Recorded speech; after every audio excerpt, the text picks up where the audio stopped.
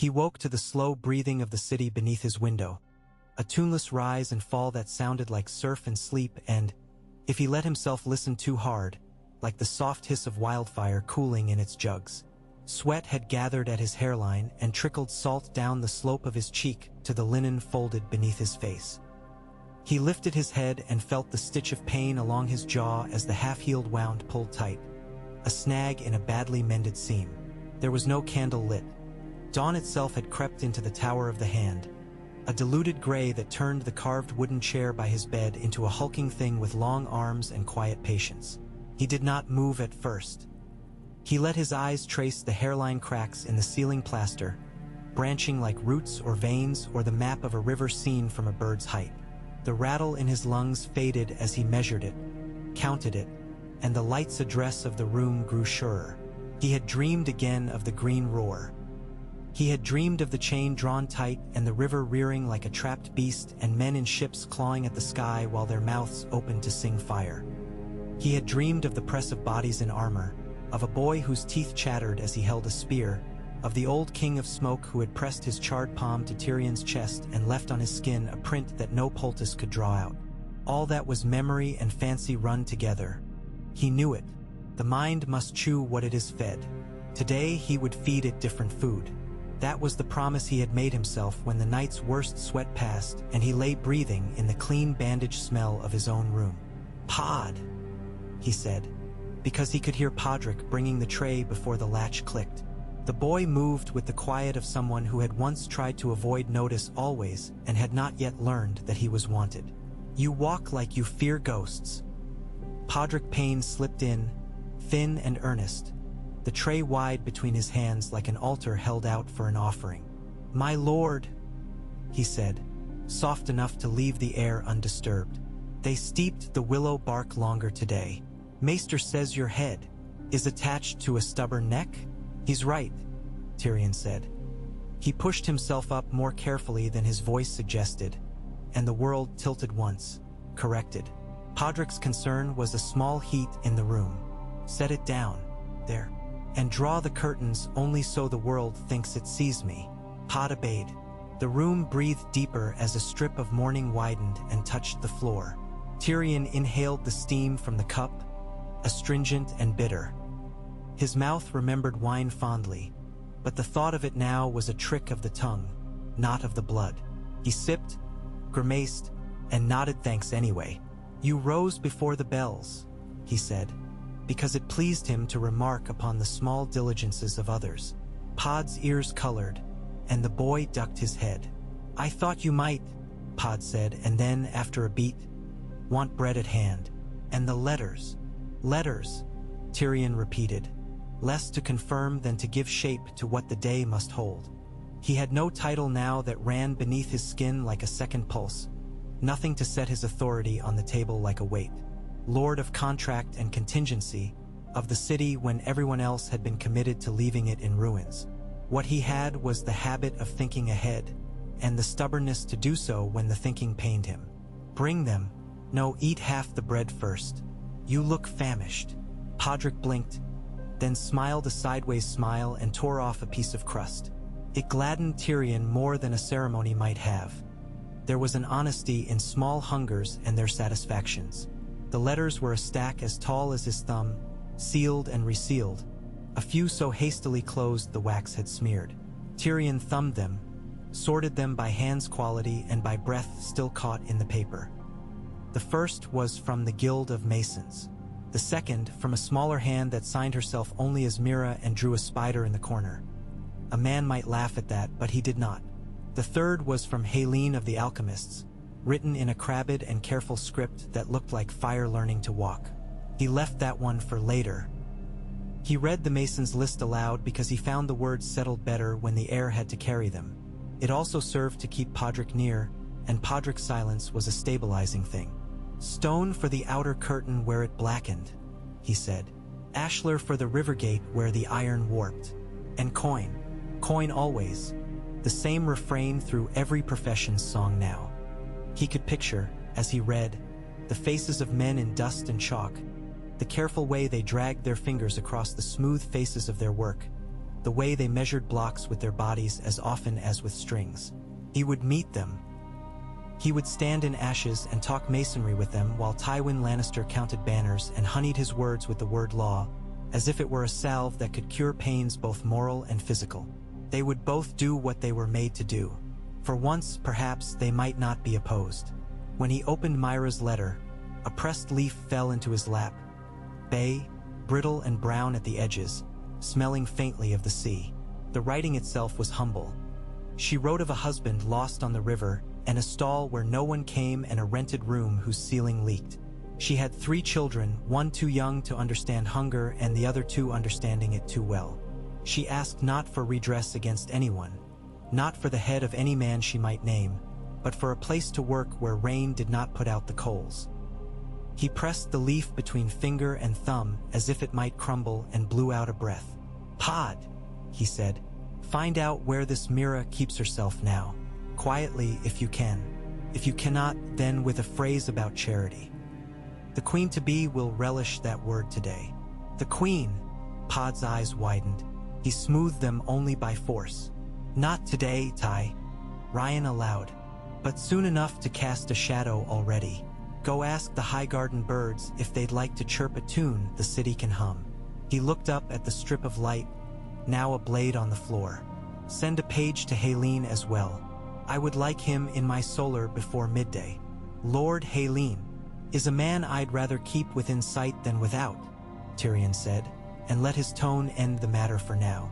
Pod left with the careful speed of someone who believes running invites attention, and Tyrion, alone, let his eyes drift closed and his head rest a moment against his hand.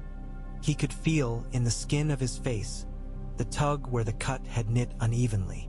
It had made of his reflection a thing that strangers stared at more openly than they had before. The thought did not wound him as it might have once.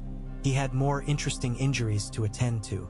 There was the idea lodged in him like a sliver, that if he raised his head and smiled with the smile he had when he planned someone's discomfort, he would draw the attention he needed to do good.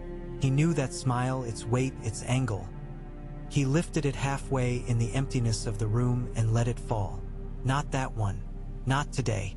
If he did not pursue, he could not be drawn into the dance that had filled his life like a drumbeat and a draft. That was simple to say and hard to do. There was a space in the mind where wrongs glowed like banked coals waiting the bellows. His sister's face inhabited that space like a lamp in a window. So did the smooth, unreadable mask of a cell's word watching him for signs of weakness. So did the pale fear in a young girl's eyes, and the raw sound in a man's voice when he mentioned daughters in a tone carefully stripped of plea. He had told Shay once that he had a tender heart under all the jokes. It turned out that, like many of his jokes, the ones that had sounded like self-mockery had been confessions with their elbows disguised. He was tired of making use of the softness in him, as if it were a tool he took down only to balance the scales of cruelty. He was tired of measuring repayment. He wanted to do something that did not require a ledger. He washed, dressed in a doublet that did not pull at his wound and boots that wore their polish like old habit rather than new vanity, and leaned his weight on a cane only when the corridor was empty of eyes. The hall outside his chamber smelled of beeswax and damp sandstone, and the rushes on the floor had been replaced with thorn apple to keep fleas at bay. The scent was sharp and faintly sweet. Halfway down, he met a page carrying a bundle wrapped in linen. The boy widened his eyes to see Tyrion moving without a servant's arm under his elbow and bowed as if a stag had stooped to speak to him in his own language. He went first toward the outer balcony where the Tower of the Hand faced the city. He liked to stand there and sing the old game in his head. Where would I put my men? Where would I set my fires? Where would I run if I were unhorsed and the air itself sang flame? The game had always been accompanied by humor. The humor had always been laced with fear. Fear had always been laced with a nasty pleasure in imagining worst possibilities. He stood now and did not play it. He leaned on the stone and let his eyes roam the hundreds of roofs huddled together like sheep or a clumped garden. He let them slip down the slope of the hill to the river where masts poked up like thorns. There were still too many broken ribs of ships sucked into sand like gray bones. The water lay strangely still close to the shore, an ill temper that had nothing to do with tide. Wildfire burned clean, Haleen had said, as if fire might be called clean if it left nothing to complain about. A bell began announcing the hour somewhere nearer the great September, not a note so much as a workmanlike declaration that time had gone and arrived, which was the same as what bells had always been saying. He thought of how sound moved through air and stone and flesh. He thought of how small noises could be caught up and made larger by hollows, and how large noises could be swallowed if set against a certain kind of sky. He would need to choose the skies into which he spoke today. Podrick found him there with a look on his face that said he had not dared to hurry and had been running all the way there inside his chest. "Lord Haleen waits," he reported, "in your solar, and I, Mira. She keeps a stall off Eel Alley, under the roof of the Cooper's Guild House where the rain breaks. The Queen-to-be has taken breakfast in the Maiden's Garden. The Queen Regent is with her father." "So many queens," Tyrion said, as if it surprised him still. "One day we'll all be queens. Come then, send Mira a token from my purse. Not a dragon. Not yet. Too conspicuous, and it will call wolves. A stag to see if it draws the right sort of attention. And tell her to send her eldest to the kitchens at the Red Keep this afternoon, if she trusts that much." He moved slower on the stairs than he would have liked, but the pace did not offend him.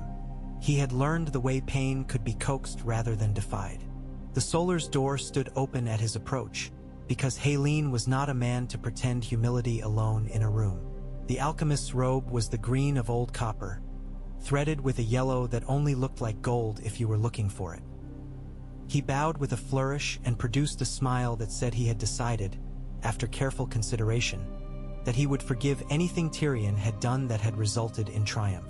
"My lord," Haleen trilled, and his voice lilted like a bell struck off center, "we have inventoried our stores. The guild will of course replace what it created for the salvation of the city. The prince, his grace, is busy being shown the size of his throne," Tyrion said. "I will spare him the burden of chemistry. I did not ask you here to praise your fires." Haleen's hand paused in midair, as if it had been meant to draw a circle of self-congratulation there, and had been stopped by an unexpected gust. "Oh," he said, "then, you will answer a question and perform a task. You will not tell anyone about either, save for the men you must engage to carry the task out.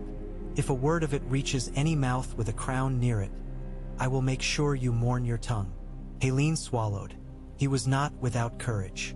Courage just wore different clothing in different men. In him, it was duty to secret knowledge and the guild that tended it. It could be appealed to in the right way. "What question?" he asked carefully. "How many jars remain? How many can be moved without risk? And whether we can unmake what we made, whether, with care, it can be rendered harmless." Haleen's eyes widened as if in offense, then narrowed as if in thought. My lord, you ask whether we can compel wine to become water again once vinegar has been poured in. The substance has a nature. Men do as well, and yet I have seen them change," Tyrion said. He let his voice soften on the last word. "Well, not one jar will remain where it lies by nightfall. Not under the city. Not under the September. Not under the Red Keep.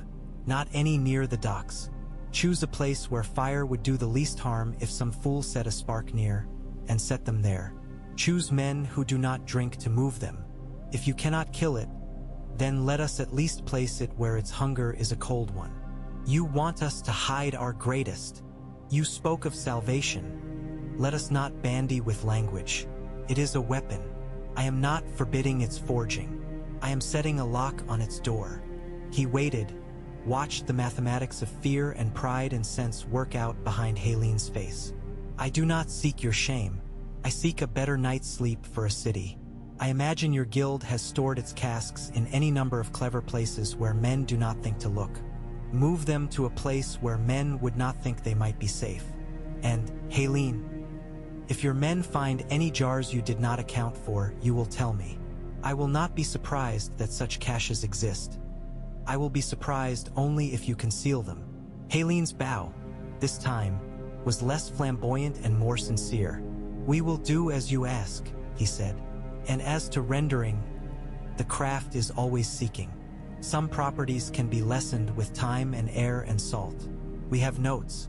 He stopped. He had remembered himself. We will look. Good, Tyrion said. Take men with barrels of sand and earth. Take no torches near the moving. Do not be a man in a tale who thinks he is immune to lesson. When Haleen had gone and the room's smell returned from acrid to ordinary, Tyrion took out a small ledger, its pages brown at the edges, its cover scarred by a knife tip. He made 3 lists there. One was of men he would speak to for what they could give freely. One was of men he would speak to for what they would not give without being sweetened. One was of places where grief lay thickest, so that if he set food there it would taste less like ashes. He did not write Cersei's name on any of the lists, although she was the first person he would speak to if he was to go through doorways without tripping wires. He would go first where people were least interested in seeing him. He had found that the most important things were done best in such places. By the time he had finished his inked byways, the light had slanted and warmed, and the Tower of the Hand had begun to hum with the voices of men walking the corridors on business that sounded urgent to those who carried it and would by evening have no weight in the world at all. He stepped into that current like a small fish into a river. The world did not part to let him through. He was obliged to shoulder and smile and be jostled. It was a comfort because it was honest. He found the Queen Regent in her father's solar, as Podrick had said, seated by a stand of windows where the sun made her hair into iron burning. Tywin, behind his table with maps on it and ripe fruit that he did not eat, looked up and gave Tyrion the sort of nod he had given him since childhood, acknowledgement that an object had entered the room that might be useful if placed correctly. Cersei's mouth tightened. She had never learned to keep it from doing so when she saw him, which was one of the few kindnesses she had ever offered him unwittingly. "Little brother," she said. The words were technically neutral. She could put venom into an address of "my lord husband" if she had desired. This was nearly gentle, or perhaps she was conserving strength for a later thrust. "You look well enough to stand. That will be a relief to your servants. Have you come to thank Father for saving the day? This city's days do not need saving, since they come whether we merit them or not," Tyrion said. "I came to ask for a thing he will refuse and to request a thing he will grant." Tywin's hand had been resting beside a neat set of carved stones that he moved on the map, not like a player but like a man placing furniture in a house he already owned. He lifted the hand and let it drop again. "Ask," he said, and his voice made of the word a stone a man might step upon to cross a stream. "Pardons," Tyrion said. The word in his mouth tasted like one that had been left on a windowsill to catch rain. For those taken on the river who built no fires themselves and broke no oaths, but were dragged by their captains into a god's quarrel. Pardons for small men with blisters on their palms, not names on lists. It will cost us nothing but the ink to write the words, and it will buy us markets that do not spit in our directions and doors that do not bar themselves when our men pass.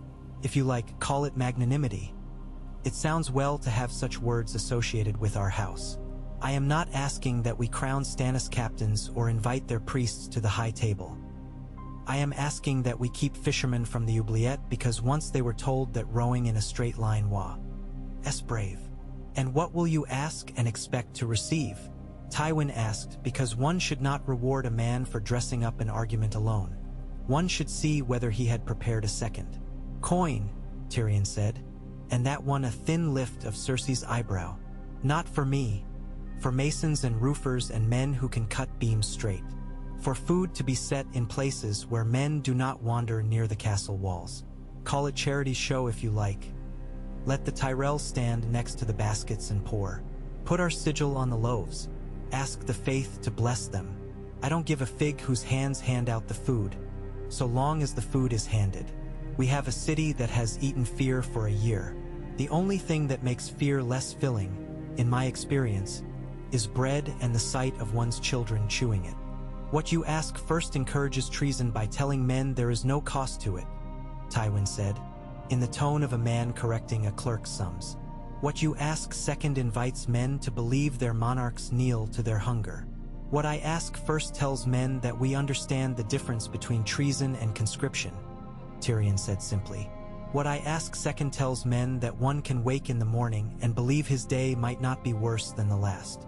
Both lower the cost of rule, if that is the coin you prefer to count. He shifted his gaze to Cersei. You once told me the small folk are reeds and we are oak. Reeds bow, oaks break. If you feed the reed beds, they do not become oaks. They remain reeds. A wind that has reeds to sing through does not blow as hard around the castle walls. Cersei's eyes flickered. There was a memory there he had not meant to set alight, and for an instant he saw, layered over the woman who leaned back in her chair with a staining goblet, a girl of 14 with ale on her lip and blood on her skirts. It was not a picture he held with any satisfaction. Tywin drummed his fingers once against the wood and stopped as if he disliked the sound of his own impatience.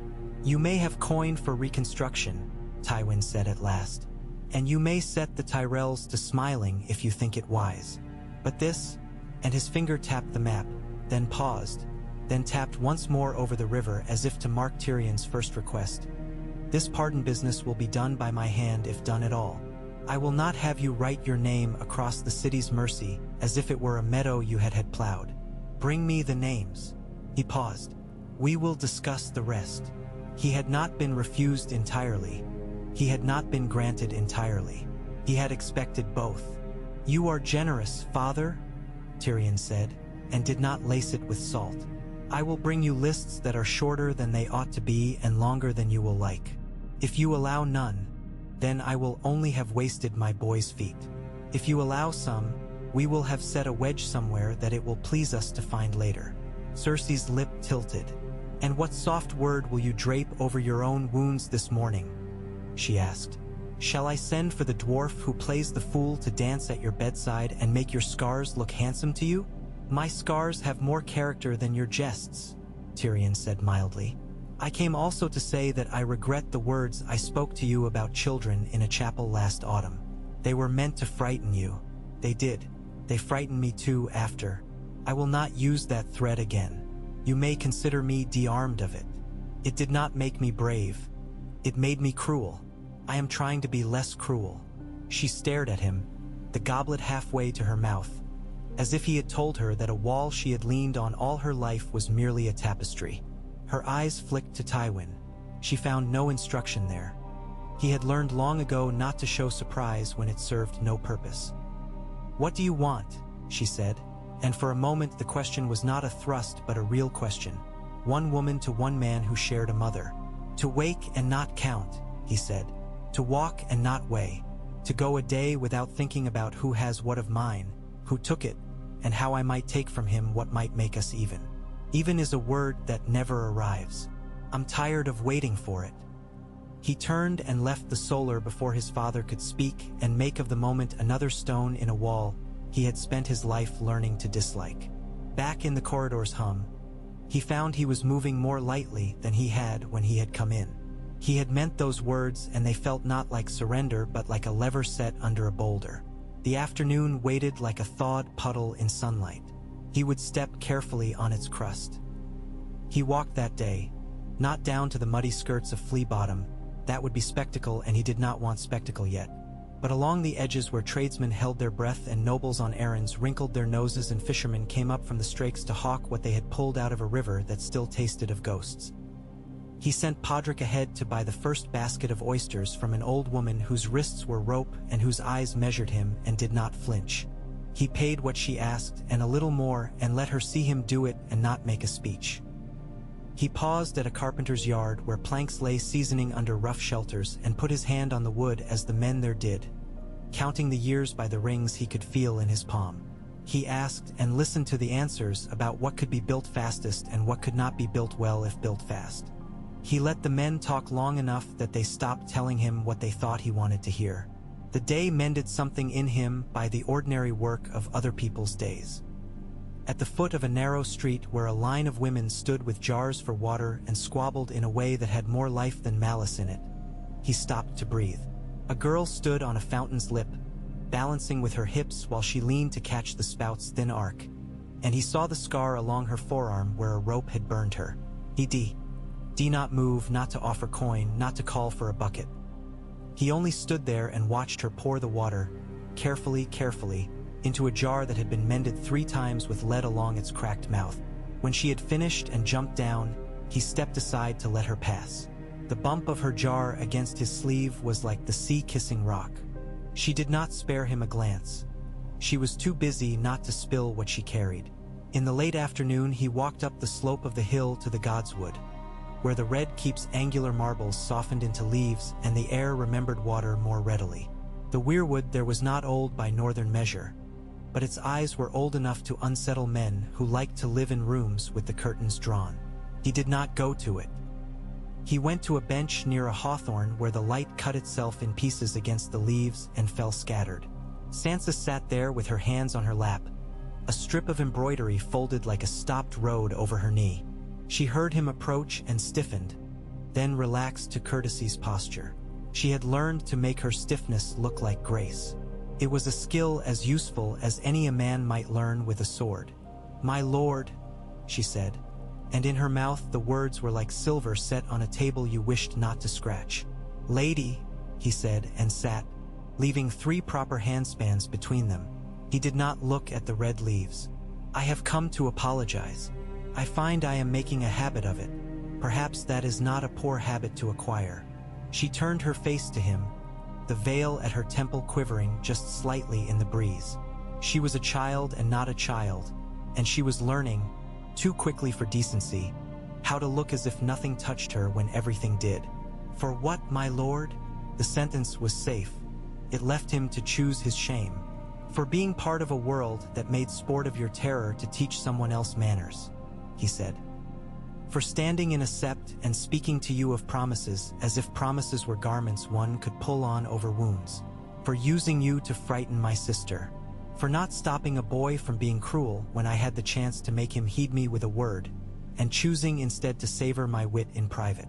For any day since you came to this southern city when your eyes have filled in a place where no one offered you a cloth." He watched her take in each piece and set it in order. She had learned to sort language like seeds for planting or throwing away. "You are not the king," she said at last, almost gently. It was not pardon so much as geometry. "And you are not the queen. You are you. A man with a mouth like a curved knife," he said. "And not even as tall as my apology should be. That is true enough." Her hands moved on her lap, not a fidget but a smoothing of the fabric, as if she were petting a creature that had suffered. "You fed the city," she said suddenly. "Before the battle, the potshop spoke of orders from the hand." He felt his mouth pull toward its old angle, and he made it stop. "I have always had a great affection for food. It is my experience that a bowl of stew can talk a man down from any number of ledges." He lifted his eyes toward the hawthorn and then back. "I cannot give you what you should have had. I can only say I have stopped finding it amusing that I cannot and started finding it unbearable. If you ever desire to go to the September alone, send word to Podrick. He is a quiet boy, and I will walk 3 steps behind you where no tongues can see a shape to wag at. If you do not wish it, you will never see me here again." Her throat worked, and he saw, beneath the careful weight of composure, a flicker of something like relief and something like fear of relief. "I wish to go to the Godswood because I can breathe here," she said softly. "The September, perhaps not yet." She lifted the embroidery, looked at it as if it were the plot of a book she had been obliged to read. The roses she had stitched were all red. It was not fidelity to any one house's colors, he suspected, but because she had had no other thread at hand. He rose. "Then I will leave you to this wind," he said. "Call for Podrick if any man troubles you. He looks like a page. He is also the boy who put a sword through a knight's throat on a night the river tried to eat us." He bowed, stiff, because his body still made its complaints, and left her in the shade of the hawthorn, where the light was kinder and the air did not smell of smoke.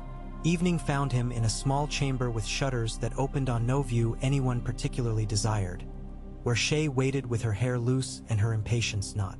She was dressed plainly, which was to say she was dressed like a woman who knew how to make a plain thing fit her like a promise.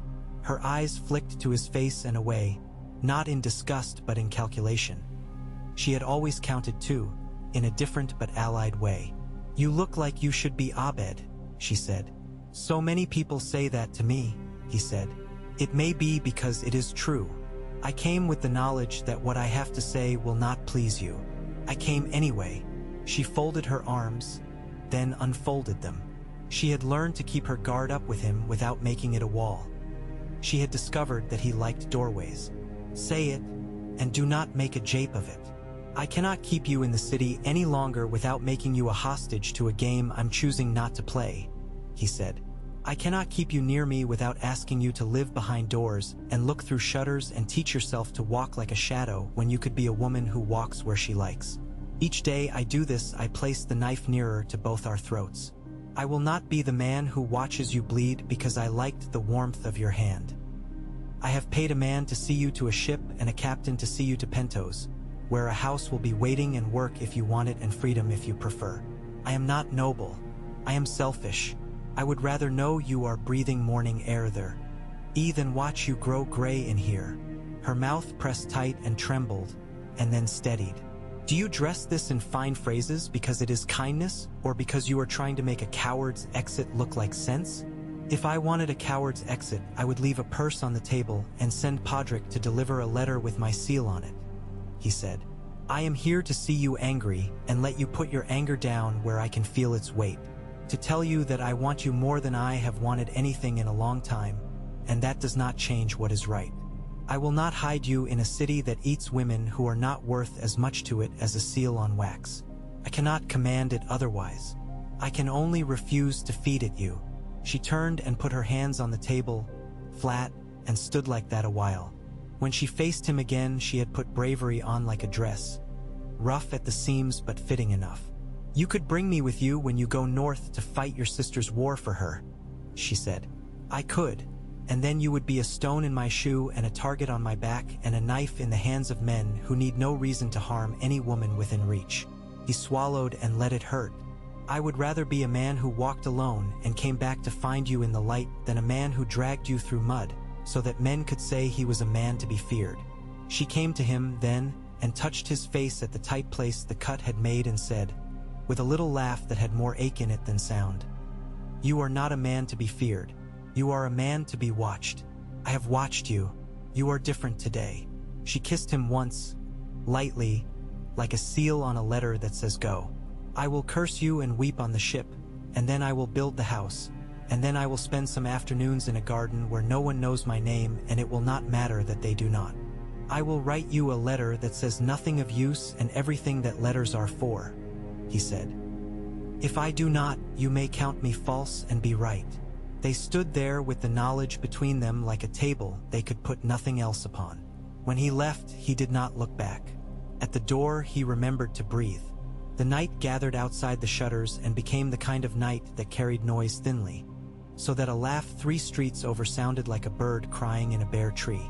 Tyrion returned to the tower and found Varys waiting in the corridor like a piece of furniture moved to a new corner to see whether the light becomes it better. The eunuch's fingers were steepled. His expression was as bland as cream and likely to hide many things. You have been busy, Varys said. Do you note all your friends' expenditures of energy so promptly?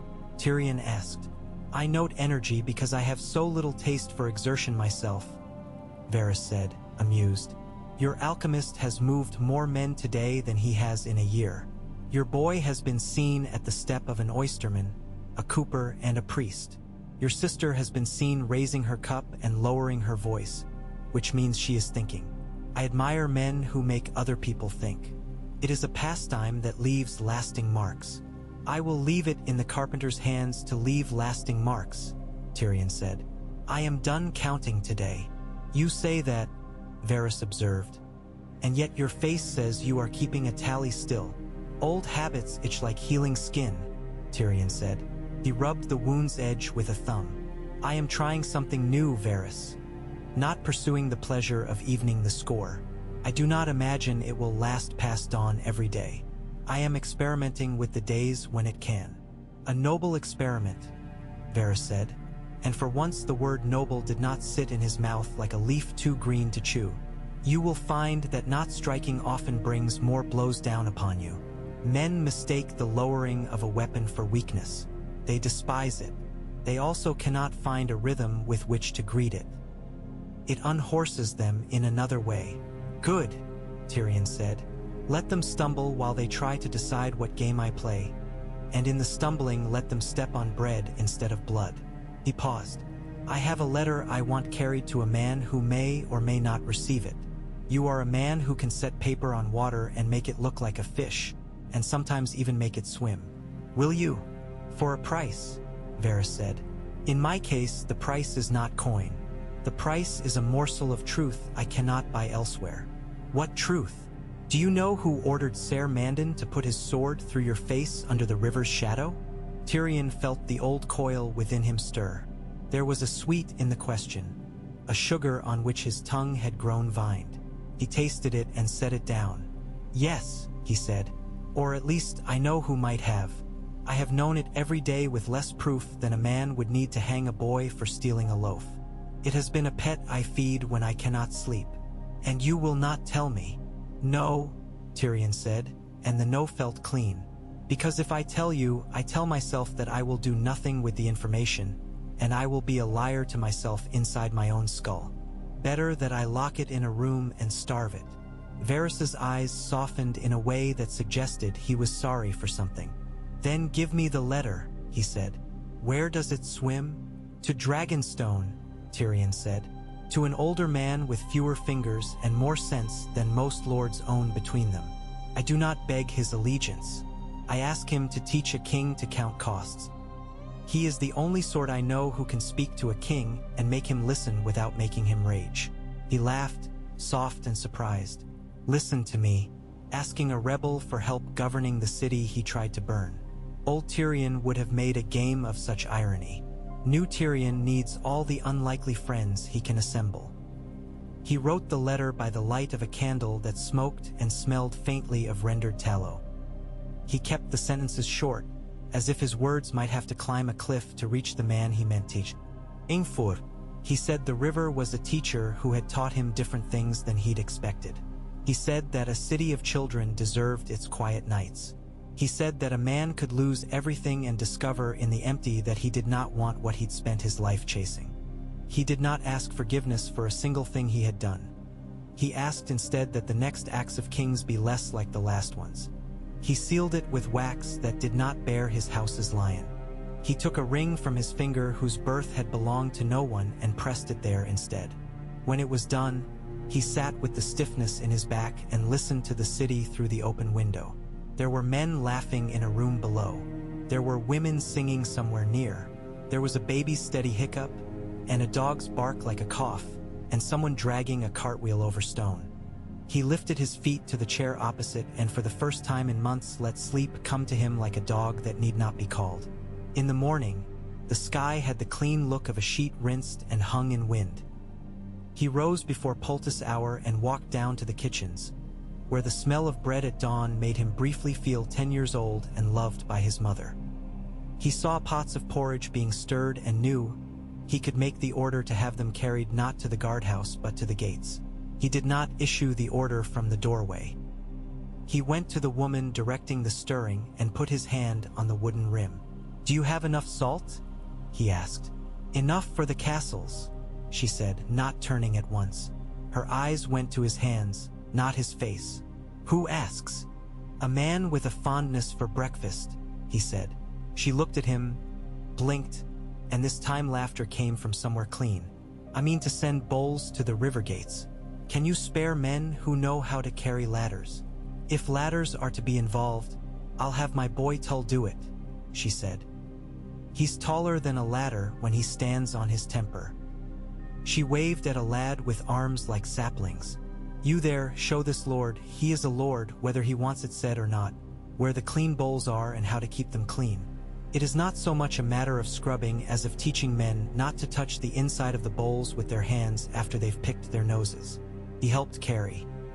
He surprised himself by finding that his back did not anger him for the work as much as his pride had told him it would. He liked the discipline of not spilling, of choosing to put the bowls where the line would not step on itself. He watched two boys bicker amiably over whose turn it was to take an empty bucket back to have water poured in it. He watched them come to the sort of conclusion boys came to when no adult told them it was wrong, and he tucked away the way they did it as a lesson worth more than a sermon. On the second afternoon, he went to the September. He stood in the cool under the blue glass and breathed in the smell of wax and coin and stale prayer. He did not kneel. He did not welcome the visions of any particular god. He walked to a place where the light made a pool and stood with his eyes closed until a man in a gray skirt touched his elbow and asked if he would like to speak confession to a pair of ears that had heard worse. "I would like to speak to a pair of ears that can keep their mouths still," Tyrion said. "But I do not need to talk about my sins. I would like to talk about the city's aches. You have men who take bowls to alleys. You have women who keep lists of houses where the cough has not left. I would like these lists. I would like to send men who know how to keep smoke from smothering a child."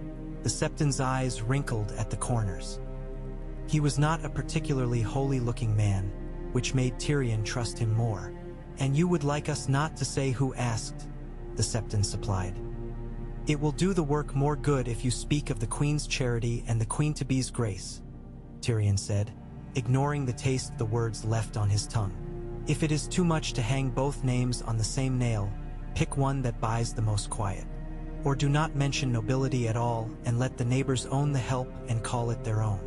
You think like a man with a wife who has taught him how to get anything done," the Septon said. "This is a compliment.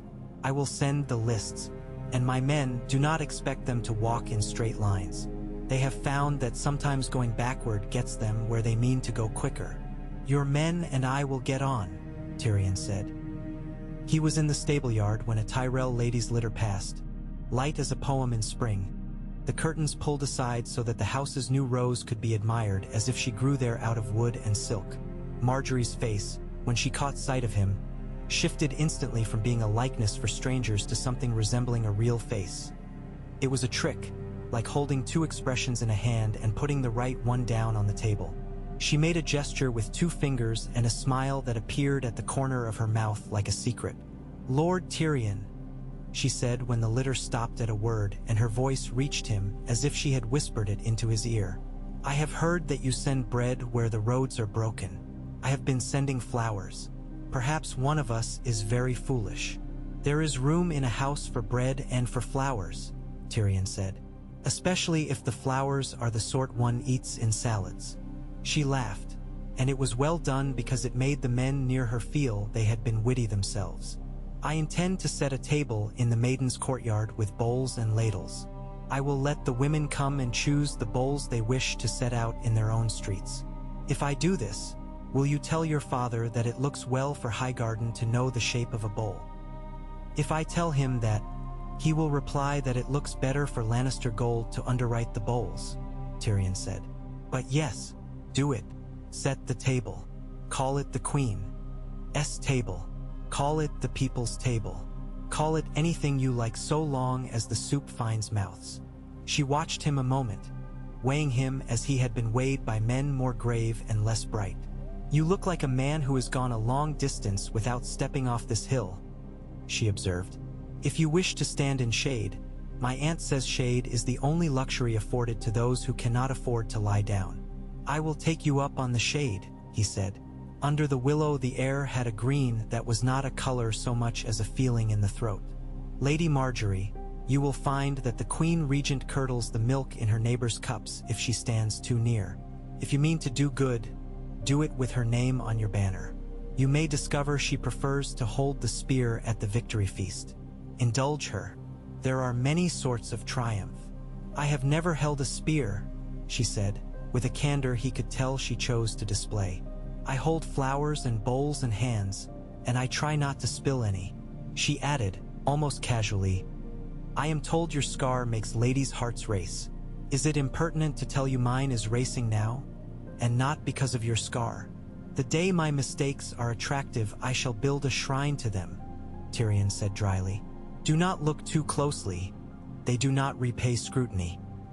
He paused and then, because he found in her an ear that could carry a request farther than its own throat, added, "If you would like to earn thanks I cannot give you publicly, a family keeps a stall off Eel Alley under the cooper's roof. They have a baby who coughs and a mother who thinks she has no right to want a better roof. Send one there with a hammer and nails, and tell your men to speak as if they are doing a favor for a cousin. It will make a difference out of proportion to the hammer's weight." "I will send 3, she said immediately, and he could have laughed for gratitude. "One with a hammer, one with a broom, and one who knows how to keep watch without looking as if he is keeping watch." She made a small movement with her hand. "People believe me kind. It is almost too easy a currency. I mean to spend it while I have it." "You will find that kindness buys a great deal," he said. "More sometimes than fear. It is less costly to maintain." He watched her depart with the sense of having set a light in a window he hoped he would not see snuffed. At dusk that day, he went to the waterside and stood where the river ran brown and secretive. The air there tasted different. It tasted of old wood and rope and things the river remembered when men did not. A boy sat on a post with his feet on a lower rope, whittling a stick into something that would be a boat or a sword or a waste of wood depending on his mother's mood when he brought it home. Tyrion stared out at the hulks that sat half swallowed in mud and tried to name each one in a voice that would not rise to a cry. He could still see, in imagination, a man leaping between 2 decks as if there were a new world to be found in the space between, and he could still feel in his bones the way a wall shivers when you put fire to the water at its foot. He had brought the chain he had once worn as hand in a sack with a drawstring. He would have left it on a hook in his chamber, as a memento of the days when his mind's cleverness could command men taller than he, but it occurred to him that he had no desire to remember that time as a thing to hang in a room and polish. He drew the chain out link by link and felt its weight hang between his hands. It was not just metal. It was the sound made by 1,000 voices in fear and in triumph. It was an argument. It had been a right thing and a terrible thing. He stood with it and breathed and did not ask the river to carry a sermon for him. He did not throw it far. He released it where the water's mouth could draw it. It sank with the satisfied sound of something returned to an element that understood it. He stood after and felt his hands grow lighter in a way that had nothing to do with metal. On the way back up the hill, Sandor Clegane passed him like a piece of burnt wall moving under its own power. The Hound's face was a place where men's eyes slid for the same reason their gazes slid off Tyrion's too long head. Discomfort, curiosity, contempt. Sandor's eyes were not breathless. They were exhausted. He glanced at Tyrion and set his jaw. "You look like a man who has drunk a quart of vinegar and found it good," Tyrion said, because he could not help himself.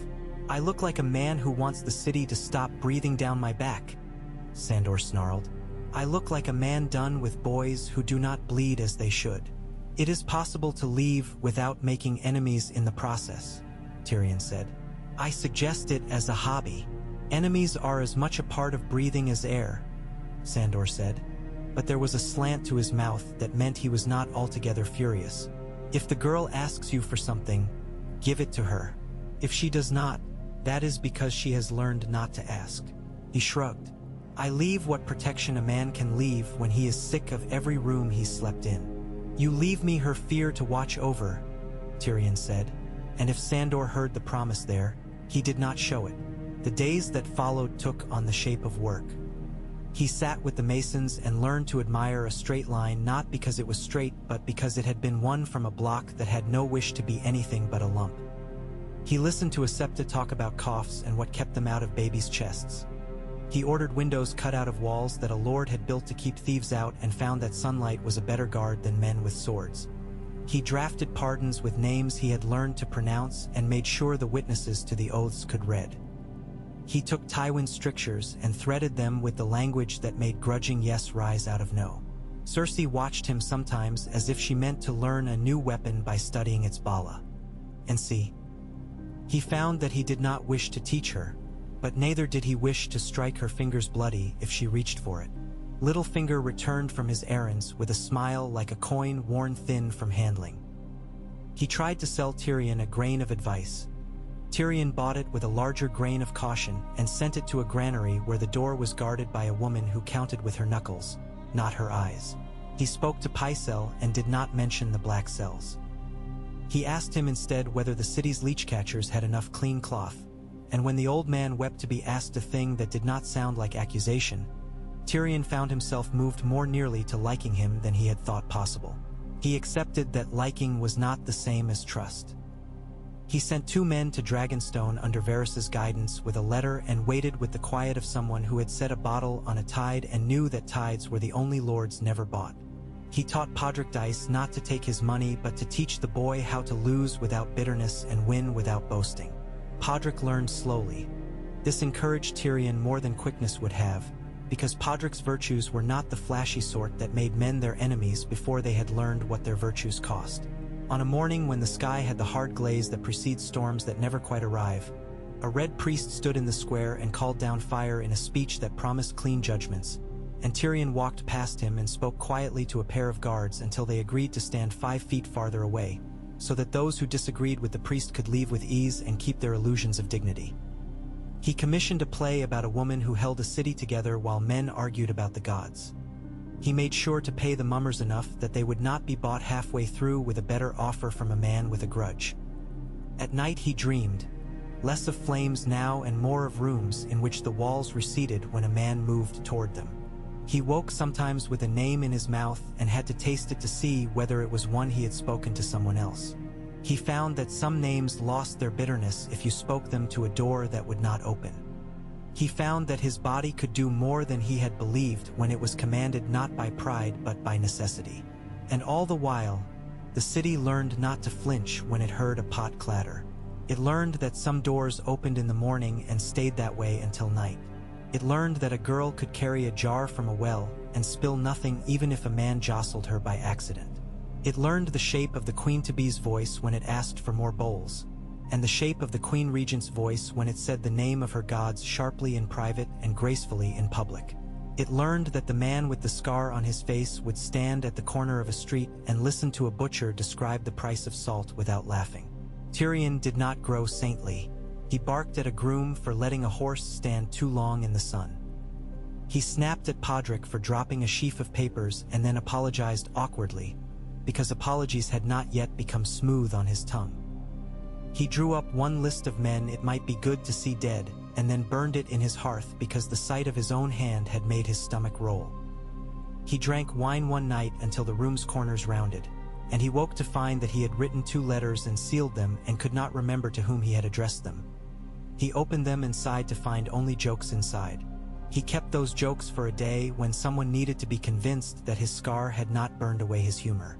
In the gardens outside the Red Keep, he crossed paths with Myrcella's old septa, who walked more slowly now and held her prayer beads in a hand that stiffened when it rained. She told him a story about his mother that he had never heard, one about a morning when she had kissed a cut on Jaime's knuckle and told him that a wound did not require a victory to make it worth tending. He stood with that story like a pebble in his hand and felt its weight. He began to suspect that part of ending the games he had played was remembering the moments he had spent as a child watching people who did not know he was watching be kind, and using those as maps more useful than any of the maps his father spread before him. One afternoon, when the sky had a faint smell of rain and dust together, a letter returned, carried in the glove of a man who looked as if he had been built to be ignored by guards until he chose not to be. Tyrion opened it in the privacy of his small room and found within not the answer he had asked for, but the answer he needed. "We cannot teach kings," the letter said without being so rude as to say it. "We can teach ourselves. We can tell men that fire is a lesson only a fool allows twice in his house. If you would make a piece of ground where a man can stand without swearing he will never move again, begin by standing there yourself." It was not signed with a name. It did not need to be. He closed the letter and smiled to the room. "Very well," he said. "We will stand." Night fell like a statement of fact. He walked the corridors, listening for the peculiar hiss that meant the keep breathed contentedly. He paused at a small window where the city's lights made pricks on the dark velvet and thought of all the little rooms he had not seen where people were putting their bodies down for rest. He let himself imagine, a little and not too much, a future in which the rooms were not rearranged every time a lord lifted a hand to prove he had one. He was not naive. He knew the ravens would come with their hard claws and their worst news. He knew men with long knives in their sleeves would enter rooms and leave them oddly quiet. He knew there would be a wedding that would be cruel because cruel men liked to wear their happiness like armor. He knew that far across the narrow water, storms gathered with dragons in their bellies. He could not stop the weather. He could, perhaps, decide not to carry it into every conversation he had with a child. He slept. He woke. He drank the chalk-bitter tea and asked Podrick whether he had eaten his share. He walked down to the gates with a bowl and held it out, and a woman took it, and for a moment their fingers touched, and everything in him that had been counted and weighed ceased its tallying and simply was. In that small, exact second, he understood that the thing he meant to end was not only the turning of knives between noble hands. It was the turning within himself of an old wheel that had always been greased with the oil of injury. It had taken him half a lifetime to learn that he might simply reach out and stop it with his hand. The wheel would try to turn again. There were 1,000 hands ready to give it a push. He would stand with his palm against it as many mornings as he had left. He would do it without praying that anyone saw. He would do it because the sound the city made when it was not groaning pleased him. He would do it because he liked the taste of bread more than the taste of power. He would do it because his mother's hands had once cupped his face and told him without words that a life could be a kind of gift rather than a weapon. He would do it because there was a girl in a god's wood who had looked at him and not flinched, and because a boy who had put a sword through a knight's throat could carry a basket of apples just as competently. He would do it because he was tired, and because he found that when he put his shoulder to something that did not belong to him alone, he was less tired. One night, drunker on sunlight than on wine, he sat with Varys in a small room that had once been a closet for mops and was now, by some alchemy of need and use, a place where two men considered and chose. Varys spoke of ships. Tyrion spoke of wells that did not poison. They both spoke of the fact that letters kept arriving from the Reach written in a hand that knew how to look friendly and mean what it needed. They let the future stand just outside the door and listened to it without inviting it in. "Will this hold?" Varys asked at last, when the candle was guttering low and the room smelled of a smell they would later call hope, though it had other names too. "No," Tyrion said. "Nothing holds. Everything needs shoring up. But I can put my hand up when the beam slips, and someone else can put theirs beside mine, and we might both end the day with our fingers bruised instead of our children buried." "You are very poetic tonight," Varys observed. "I have eaten well," Tyrion said. "And someone down the hill sang a song while she scrubbed a step. It reminded me of something I might have loved once without knowing its name." The candle died, and for a moment they sat in the dark without saying anything. In that silence there was no revenge, and no tally, and no chain. There was only breath. After a while, they both rose and went to their separate corridors, each with his own part to play, each with his own morning to meet. A city sleeps between its wounds. A man does as well. He carried himself to bed, laid himself down carefully, and let the wheel in his mind turn itself to stillness again. He had the feeling of a story pausing rather than stopping, of a door not yet opened but standing ajar. Outside, the wind came up from the river and lifted the edges of leaves. Far away, a sea whispered to a shore it had been wearing at for 1,000 years, and a woman in another city made a plan that would change everything. On this hill, for the space of one breath and then another, there was the exact hush that comes before a child falls asleep in a room where someone is sitting up to watch over the rest of its night.